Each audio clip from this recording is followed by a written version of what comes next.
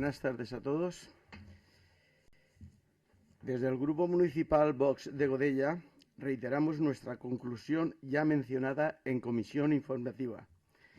Las tesis de este señor al que alude la moción son pancatalanistas, separatistas e independentistas. Las líneas de esta moción no están acordes con la defensa de nuestros principios y, por tanto, nuestro voto será en contra.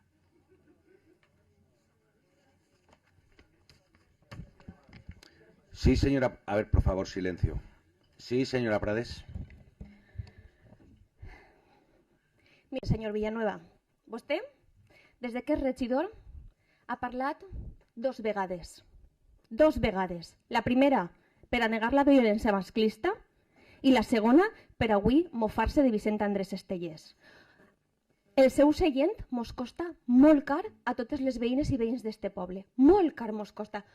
No puc llegir a esta distància. Si vostè li ve bé deixar-me aquest paper, doncs me'l dona. Però és que no m'interessa el que posa en aquest paper, perquè és que ha vingut vostè a insultar.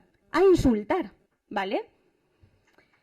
Quan uno governa, governa per a totes i per a tots. El senyor Mussoles ho ha dit durant el pressupost. Ha dit que el pressupost era per a totes i per a tots. Doncs quan uno governa també ho fa per a totes i per a tots. És una responsabilitat de les institucions la conservació del patrimoni cultural.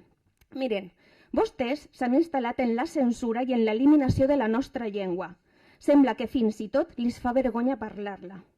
Però no podem negar-nos que per a altres persones d'este poble siga la nostra llengua paterna i materna, que estem a la Comunitat Valenciana, on el castellà i el valencià són llengües oficials, però sols una és la llengua pròpia d'este territori, el valencià.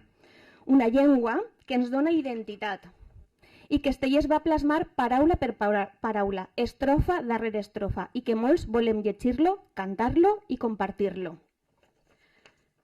Jo, respecte del que ha dit la senyora regidora de Cultura, evidentment, clar que n'hi ha programacions que se fan al llarg de l'any, però una cosa com aquesta, és un centenari, sols se celebra una vegada.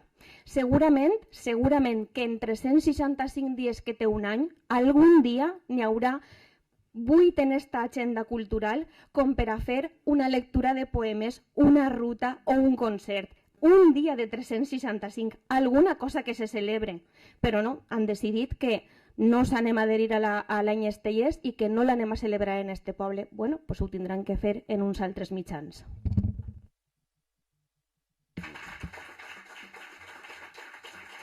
Vale, cerramos este